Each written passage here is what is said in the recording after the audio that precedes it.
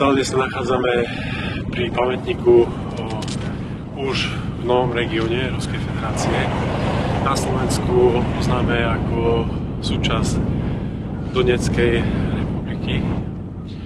Je to naozaj monument, ktorý musel byť znovu zrekonštruovaný, pretože v roku 2014 ho ukrajinská armáda, ktoré neoddeliteľnou súčasťou samozrejme boli aj neonacistické batalióny, zbombardovali, pretože majú potrebu bojovať nielen proti živým, ale majú potrebu bojovať aj proti mŕtvým, ktorí za sebou nesú ten historický odkaz, ktorý chcú za každú cenu ciálne zmeniť. Tu na tomto pomníku môžeme vidieť na ľavej strane a na pravej strane v podstate odkazy na veľkú vlasteneckú vojnu, na druhú svetovú vojnu a na vojnu, ktorá prebieha od roku 2014, na tú strašnú civilnú, ktorá je v Európe a aj na Slovensku buď úplne ignorovaná alebo popieraná. Po pravú stranu my nablюдаем kompozíciu. Na pravej strane vidíme monumenty, ktoré sa zachovali z čias Sovietskeho zväzu a naľavo sú tie nové. Boli vytvorené približne za 6 mesiacov až rok. Mám priateľku, ktorá je veliteľkou delostrelskej čaty.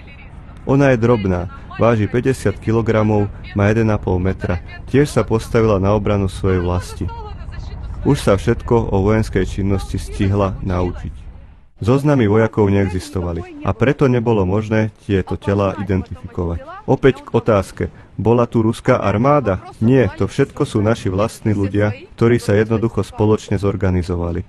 Čiže tu prišli ľudia, ktorí naozaj chceli brániť túto oblasť. Neboli to žiadni profesionálni vojaci, boli to ľudia, ktorí chceli obrániť pred ukrajinskými fašistami. V prvom rade moja motivácia je ukázať, ako sa prekrúcala pravda o civilnej vojne, ktorá prebiehala od roku 2014 na územia Donecka a Luhanska. Chcem priniesť objektívne informácie, ako vnímajú ľudia, lebo celú tú situáciu, a takisto pôjdeme aj do oblasti, ktoré aj boli oslobodené, tak zaujímajú ma hlavne teda tí obyvatelia, že čo na to hovoria, že či tá ako propaganda a tie médiá, či hovoria pravdu. Michail, ty si v roku 2014 bol účastný Majdanu ako policajt, dokonca ako člen špeciálnych jednotiek. Povedz nám, ako ten Majdan prebiehal. Či ste mohli používať zbrane, ktoré ste mali, ako si sa zranil počas toho Majdanu, kto ťa zranil a že či tí demonštranti naozaj boli neozbrojení, tak ako to v západných médiách bolo prezentované.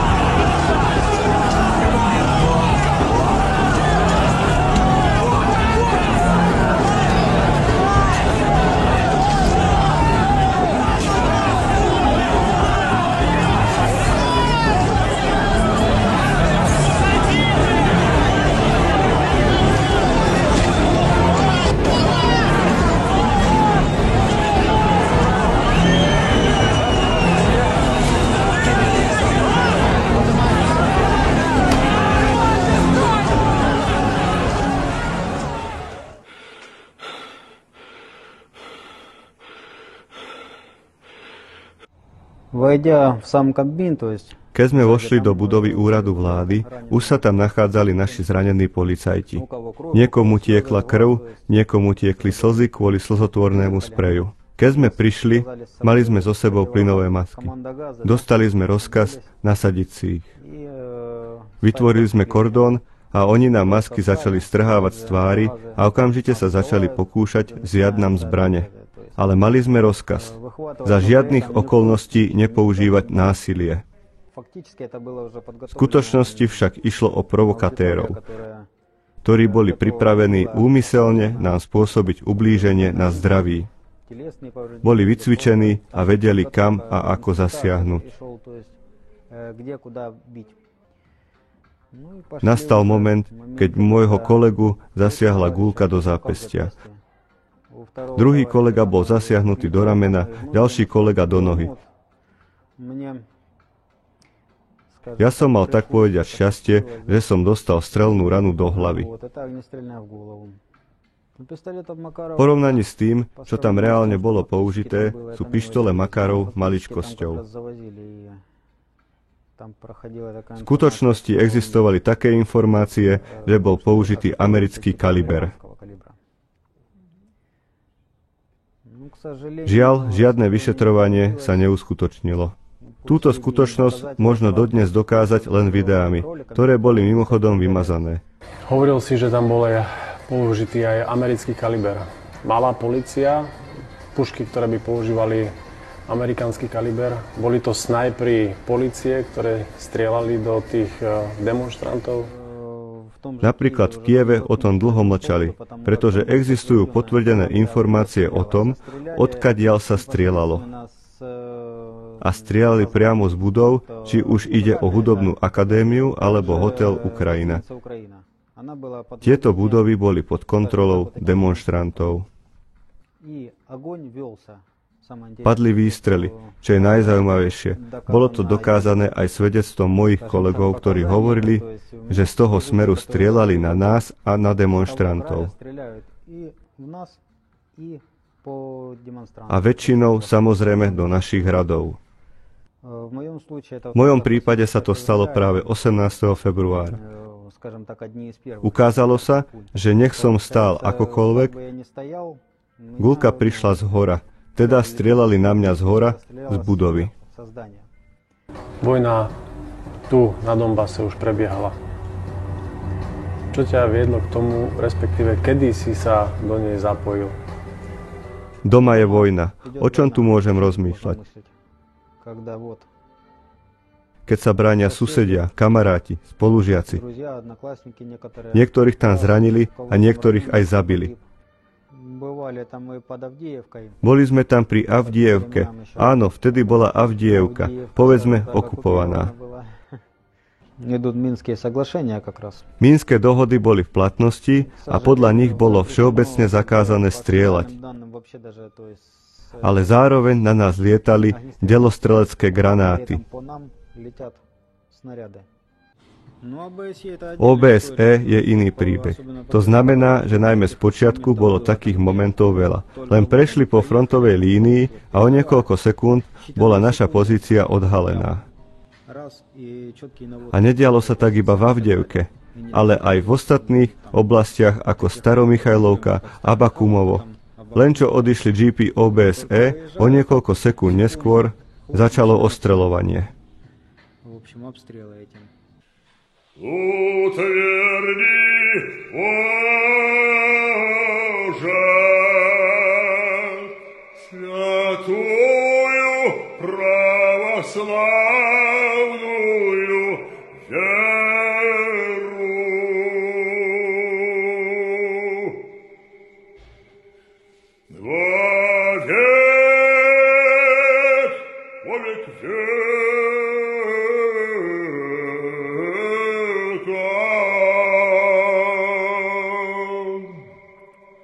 Наша вера, вера славна, наша вера православна.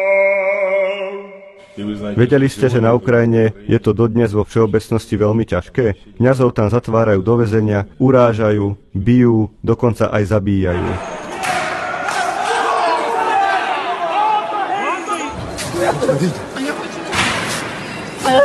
Bohužiaľ, v Kievsko-Pečerskej lavre boli pravoslávne bohoslúžby zakázané a tá je pre pravoslávnych veriacich najposvetnejším miestom na zemi. Je tam toľko relikvií svetcov pravoslávia ako nikde inde. Pokúsili sa o to aj na Donbase, ale chvála Bohu, stále máme cirkev, máme Boha, máme vieru. Srbi spievajú takúto pieseň. A spievame tak aj my, pretože naša pravoslávna viera je pravdivá a za vierou si stojíme a vždy sa aj zastaneme. V priebehu jedného týždňa naša farnosť prišla o 5 farníkov, 5 mierumilovných, obyčajných ľudí, starcov aj deti. Najprv to bola 42-ročná matka Natália a jej trojročný syn Matvej. Priamy zásah granátom NATO na ich domov. Pochopiteľne zomreli.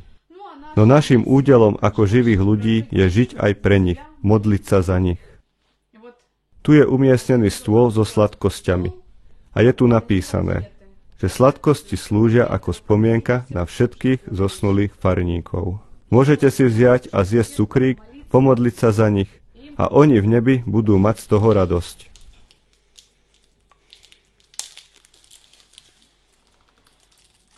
Ale hlavnou mojou myšlienkou je ukázať Slovákom tú pravdu, že regulárna armáda na povel, aj keď pučistickej vlády a prezidenta, chcela presviečať samopalmi, granátmi a tým, že ich chceli vyhľadovať, že im nechceli dať jesť v podstate, keď im odmietli dávať dôchodky tých etnických Rusov o tom, že sú len Ukrajinci a nijak inak to už nebude.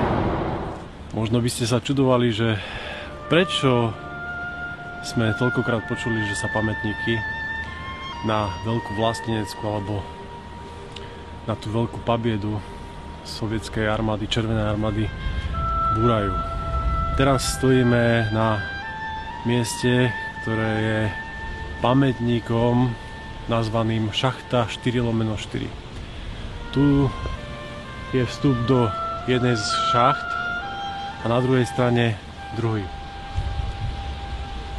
Do týchto šacht nemeckí nacisti nahádzali 75 000 tiel. 75 000 ľudských životov, na ktoré sa nesmie nikdy zabudnúť.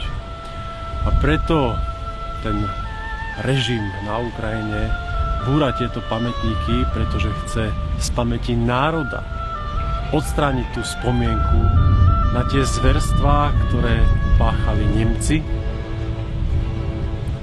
aby sa zabudlo na to a aby sa neprihliadalo na to, čo pácha ten banderovský režim.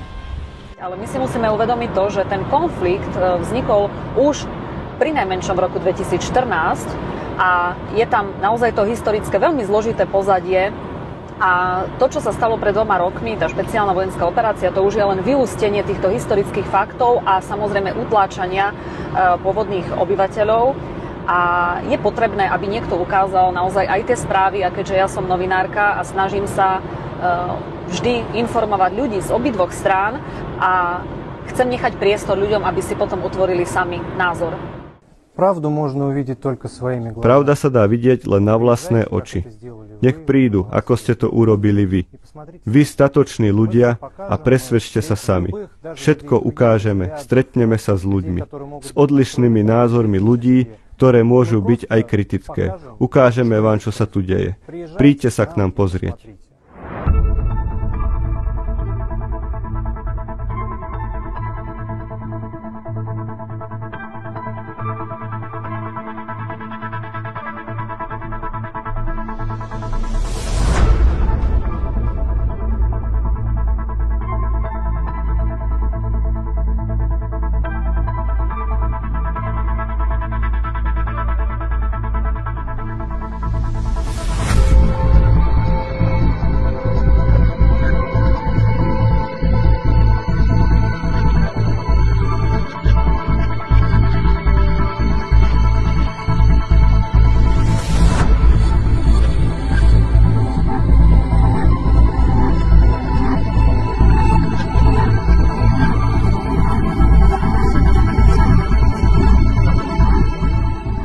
Momentálne sa nachádzame v časti Avdiivky, približne menej ako 10 km od frontu.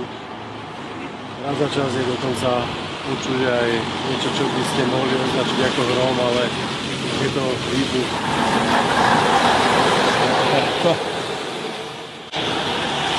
Ako ste mohli vidieť, toto je logistické zásobovanie frontovej línie, takže sme v bezprostrednej blízkosti.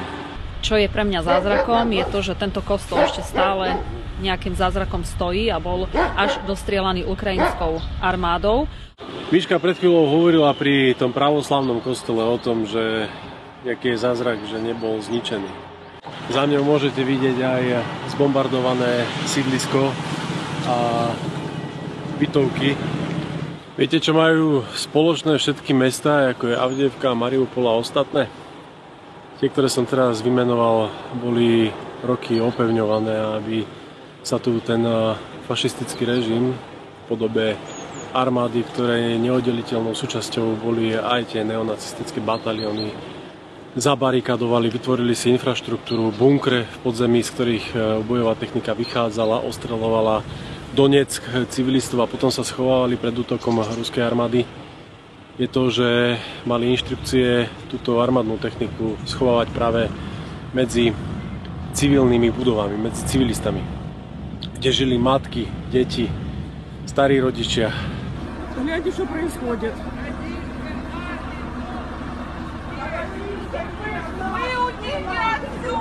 У нас полные подвалы детей! Ну, во-первых, куда нам уезжать? Poprvé, kam by sme mali ísť? Ak niekam odídete, je to, ako sa hovorí, blúdenie na celý život a bývanie v podnájme. Aj keď sú naše domy rozbité, stále sú to naše domy.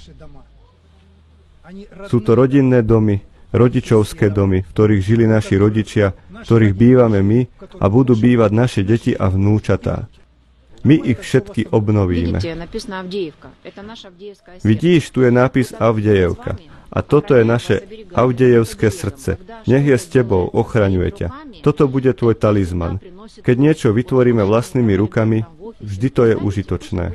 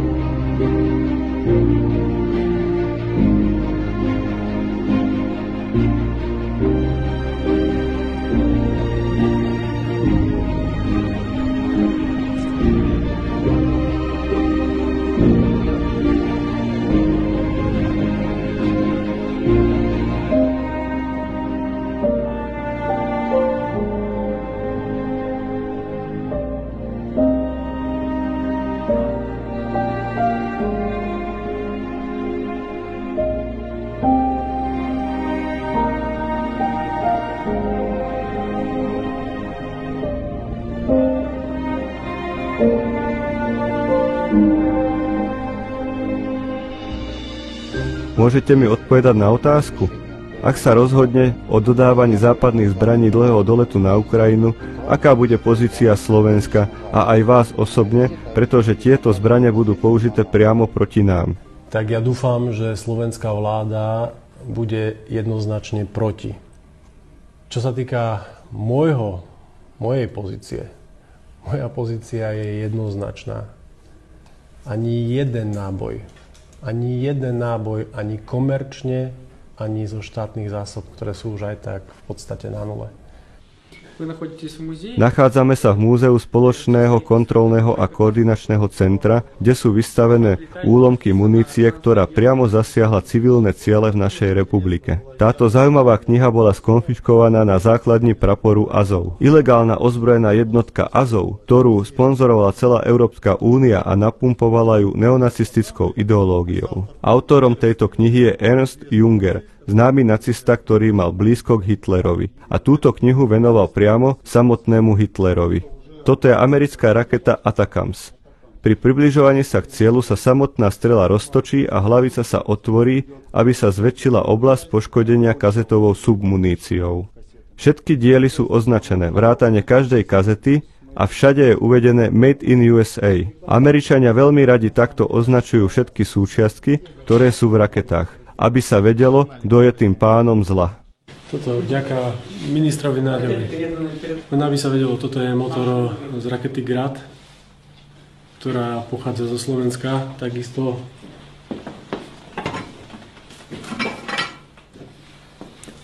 ako táto časť tej rakety. Takže civilisti tu z Donetskej ľudovej republiky pozdravujú a veľmi pekne ďakujú tomu vrahovi, ktorý sa podielal na bombardovaní civilného obyvateľstva.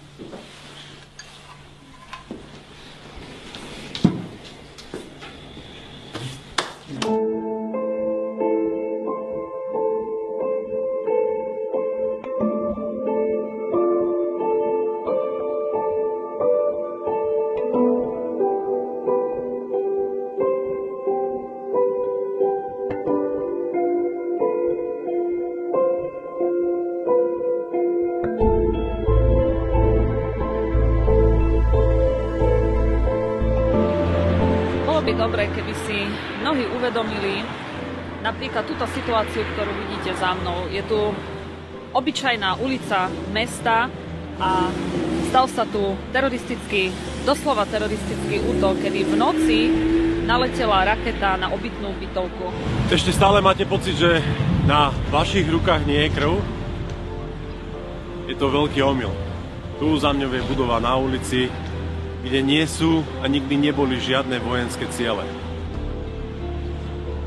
Ten teroristický útok, ako Miška už povedala, bol spáchaný slovenskou raketou Grad, ktorú dodala slovenská vláda, respektíve ten vrah a zločinec minister Naď. A tým pádom zatiahol nás, Slovákov, slovenských občanov, do toho, čo sa tu deje. Ten ukrajinský režim, ktorý je previazaný, jasne previazaný s banderovcami a teda s tou neonacistickou ideológiou, bez myhnutia oka dokáže bombardovať večer spiacich ľudí. Neboli to žiadni vojaci, boli to ľudia, ktorí chceli iba žiť, nič viac. Po vedľajšej izbe spia vaše deti a zrazu priletí Grad zo Slovenska, zabije 4 ľudí na mieste a 7 ťažko zraní. Toto sú tie praktiky, o ktorých sa na západe mlčí a nesmie sa o nich mlčať. Musíme o nich rozprávať, aby každý jeden Slovák, slovenský občan, či občan členského štátu Európskej únie sa dozvedel, čo sa tu deje. Je to hrozné, keď si uvedomíme, že sa to udialo priamo v meste a priamo boli zabití nevinní ľudia. A to isté sa môže stať aj u nás a musíme urobiť všetko preto, aby sme toto nemuseli zažiť. Nesmieme zabudnúť ešte na jeden dôležitý fakt. Ukrajinský režim, respektíve ten uzurpátor Zelenský, žiada ten kolektívny západ, aby mu dodali rakety a zbrane dlhého doletu. A toto je svedectvo o tom, že pokiaľ tak západ spraví, tak Zelenský a tá jeho administratíva hrdlorezov a vrahov detí nebude váhať použiť tie rakety a zbrane dlhého doletu aj na civilné obyvateľstvo Ruskej federácie vnútrozemí. Nebudú to len vojenské ciele. Pravdepodobne to budú práve tie civilné, aby sa nejakým spôsobom zvráteným spôsobom snažil možno demoralizovať ruskú armádu a ruských obyvateľov.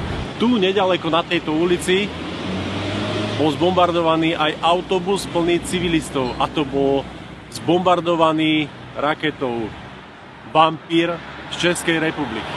Znova, žiadny vojenský cieľ, čistý teroristický útok.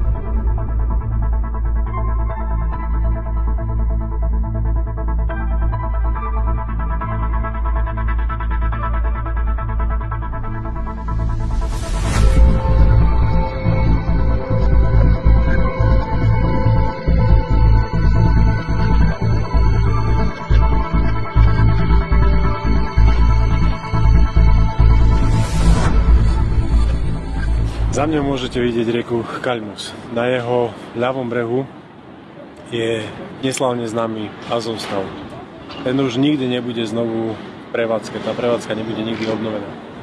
Niekde v pozadí je aj závod Iliča, ktorý v budúcnosti bude znovu spustený ako závod a budú tam môcť Mariupolčania znovu pracovať. Ja teraz stojím na streche kostola, ktorý bol tiež aj zbombardovaný, pretože v absolútnej blízkosti medzi rodinnými domami Azovci umiestnili hufnice, svoju bojovú techniku a aj oni sami tu boli v podstate ubytovaní. Takže pri tom oslobodzovaní mesta Mariupol sa nedalo vyhnúť tomu, aby bol napríklad aj ten kostol poškodený. Samozrejme, že som veľmi rád aj za to, že môžem vidieť, aká je skutočnosť, ako Mariupol znovu stáva z toho popola. Že nie je ľudoprázdny, pretože v podstate všetko to, čo zaznievalo na Slovensku, ako aj v Európskej únii, naznačovalo, že Mariupol už ani neexistuje. Že s tým Azovstavom a s tými niektorými zbombardovanými sídliskami ako keby zaniklo celé mesto. Teraz tá ťažká otázka. Povedzte mi vy, ten, kto má odvahu, ten, kto mi vie povedať, povedzte mi vy váš pohľad na posledné 2 roky, na posledných 10 rokov. Povedzte mi to, čo som ešte nepočul. Povedzte mi skutočné to, čo sa tu dialo, ako to vnímate. Ako vás to ovplyvnilo. Aj na Wikipédii si môžete pozrieť tento základný údaj o našom divadle. Píšu, že ho zničila letecká bomba ruskej armády. Nie je to však pravdou. Momentálne je budova divadla v rekonštrukcii, avšak predtým slúžila ako civilný kryt. Azovčania tam lákali ľudí a potom ukrajinská armáda jednoducho odpálila bombu umiestnenú v suteréne budovy. Momentálne stojím na pôde divadla v Mariupole, ktoré sa nešťastným spôsobom preslavilo vo svete, pretože práve tu za mňou je časť divadla, ktorej sa ukryli civilisti v pivnici a divadlo bolo vyhodené do vzduchu znútra. Žiadna raketa, žiadna bomba. A ako vidíte, tá časť divadla je na novo postavená, pretože život musí ísť ďalej. Ale nikdy nesmieme zabudnúť na to, že tu boli zabití civilisti, ktorí sa schovávali a boli zabití bombou, ktorá bola nainštalovaná v interiéri tohto divadla. Takže žiadna ruská raketa.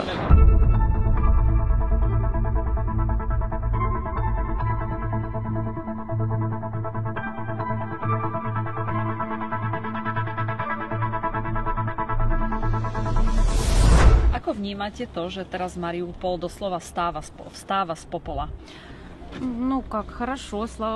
Na teraz je to už dobré, vďaka Bohu, že sa mesto obnovuje. Ale ak mám byť úprimná, keď som 16. marca 2022 odchádzala, úprimne povedané, vtedy som si myslela, že mesto bude úplne zničené a už tu nebude nikdy žiadny život. A potom sa všetko začalo pomaly obnovovať.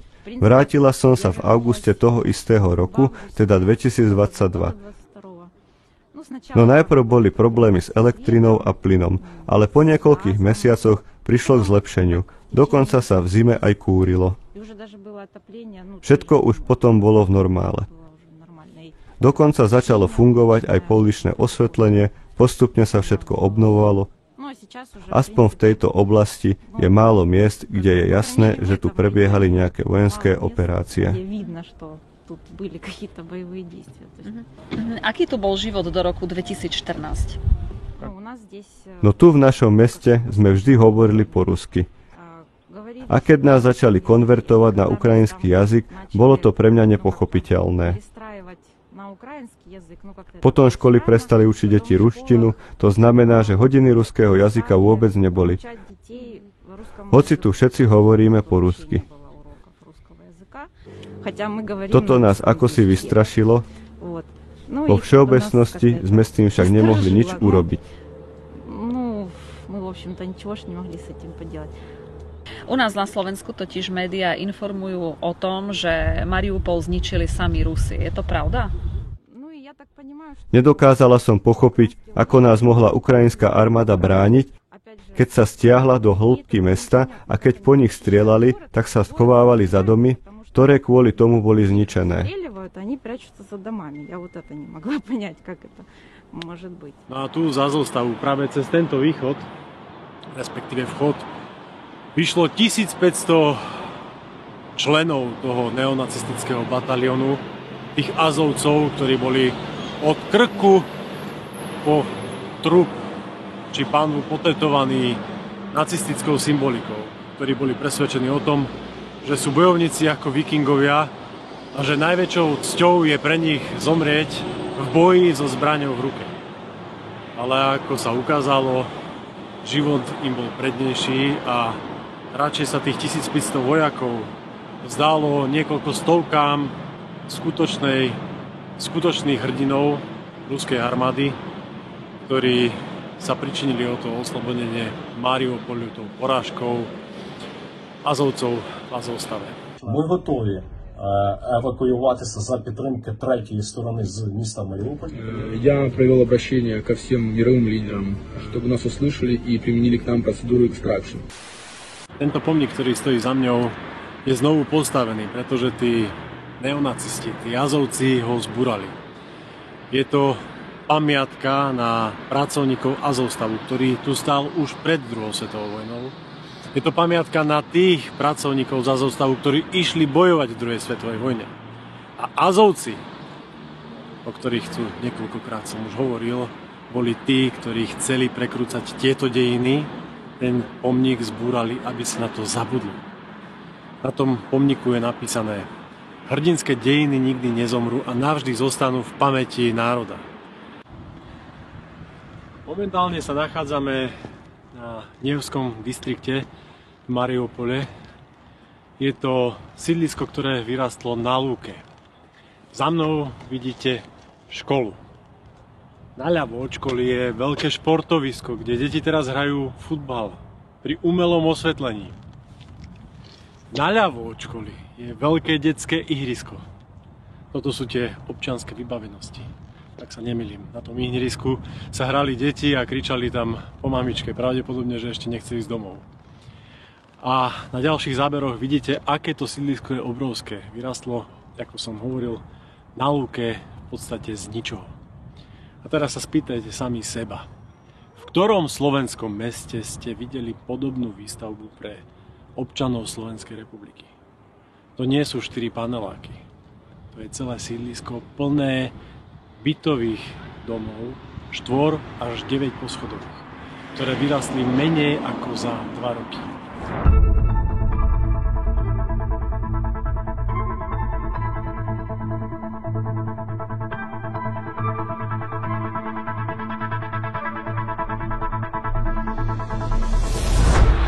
Oco, týmto ťa pozdravím. Stojím teraz pri pomníku, ktorý je na počesť toho, že Donetsk je pánske mesto. Každý Slovák, a v podstate aj Čechoslovák určite počul heslo, že ja som baník, kto je viac. A práve tí ukrajinskí banderovci znevažovali donetských baníkov, že to sú len baníci, proti ktorým ideme bojovať, veď ich rýchlo porazíme. A nakoniec proti ním bojovali 8 rokov, kým nezačala špeciálna vojenská operácia, a 8 rokov tých obyčajných baníkov tie banderovské, neonacistické, poloarmádne a armádne zbory nedokázali poraziť. Preto tu hrdo stojí baník, ktorý drží v svojej ruke uhlie.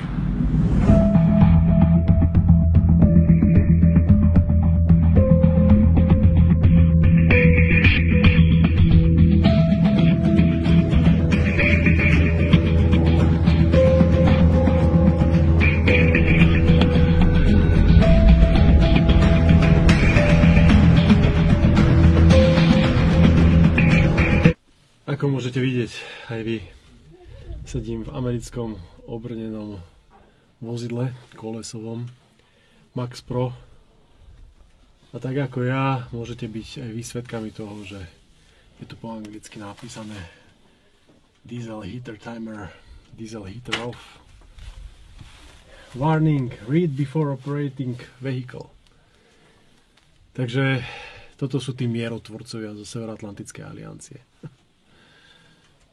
Takýmto spôsobom podporovali ukrajinský režim, ktorý vôbec neváhal používať ľudské životy ako ich štíty a vôbec neváhal takéto zbranie používať aj proti civilistom. Čo je absolútne neférové. Absolútne neférové. Ja som mal možnosť odfotiť sa dnes s hrdinom ruskej armády, ktorý zajal aj nemecký Marder. A ako som už niekoľkokrát povedal, som v šoku. Každú minútu strávenú tu na Donbase, v Donetskej ľudovej republike, každú minútu som proste v šoku. Teraz som pri nemeckom Marderi, ako vidíte, Rheinmetall. A čo môžem povedať o tomto stroji? Tu je vidno zásah 2 mín a potom ako stratil svoj pás. A zdôraznil by som pri pozdrave kanclera Scholza aj prezidenta Bidena, že takto končí nemecká technika už druhýkrát na ruskom území.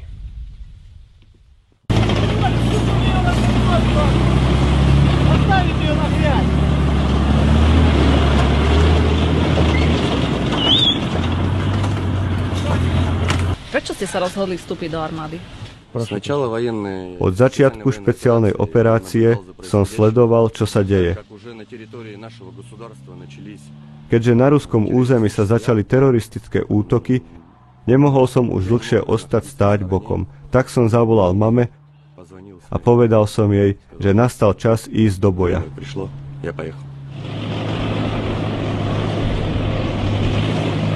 Stojíme v centre Donecka pred veľkým ľudoprázdnym hotelom, pred ktorým raketa, ktorá tu dopadla, zabila 2 ženy, ktoré prechádzali pravdepodobne do roboty.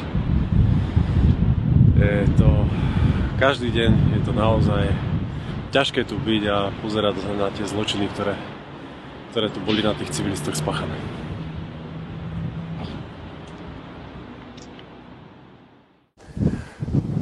Takto pred 4 dňami som stal hore na polníku Saurmagila a hovoril som o tom, že aké to je tematické, keď tam bola hmla, nebolo vidno v podstate ďalej ako na 40 metrov.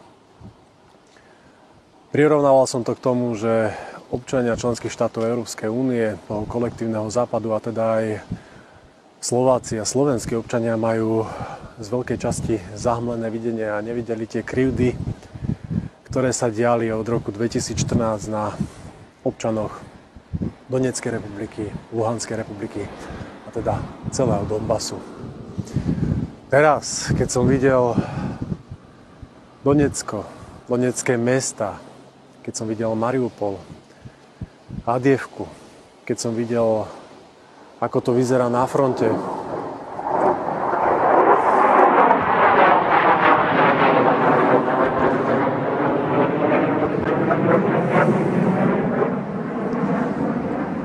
práve nad nami preletela stíhačka.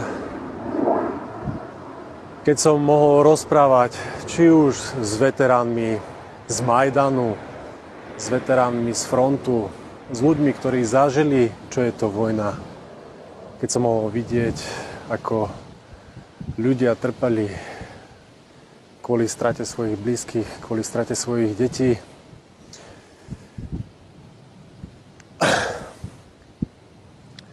Viac nemôžem hovoriť o tom, že všetci občania Slovenska, všetci predstavitelia členských štátov Európskej únie majú zahmlené videnie. Pretože som svedkom toho, že zahmlené videnie majú len tí, ktorí nemajú kritické myslenie a ktorí sa nechali presvedčiť politikmi a médiami Západu o tom, že tu od 2014.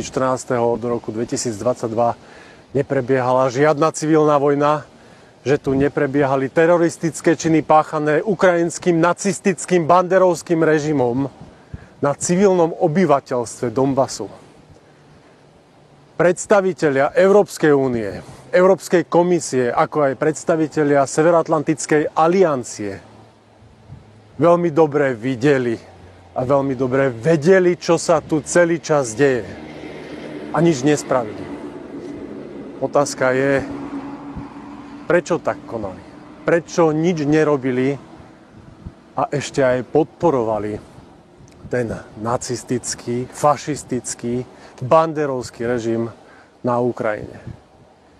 Jediné, čo ja môžem vydedukovať, je, že mali záujmy, o ktorých sa my nikdy nedozvieme. A pravdepodobný záujem všetkých vojen je vždy biznis a všetky indície k tomu vedú, ale ja teraz nechcem politizovať, pretože toto nie je o politike. Toto je o deťoch, matkách, rodičoch, starých rodičoch, ktorí trpeli pod útlakom, pod bombardovaní, pri zabíjaní svojich blízkych kvôli tomu, že sa nechceli vzdať svojej viery, nechceli sa vzdať svojich hodnôt, svojich princípov. A tak, ako na to boli staročia zvyknutí, pretože to sú etnickí Rusi, chceli rozprávať ruštinou a nechceli si toto nechať zobrať. Tá sila ducha je veľmi dôležitá a tá voľba ľudu Donbasu je veľmi dôležitá, že im boli prednejšie ich hodnoty, ich tradície, ich princípy pred vlastným životom a nezlakli sa toho útlaku. Pretože si zapamätajte jednu zásadnú vec. Zlo môže zvíťaziť len vtedy, keď dobrí ľudia nič nerobia. A práve dobrí ľudia Donbasu, Donecka, Luhanska sa postavili sami za seba, bojovali sami za seba, aby nestratili to, čo im je najbližšie. Svojich blízkych, svoju identitu, svoje tradície a hlavne, aby chránili svoju rodnú zem.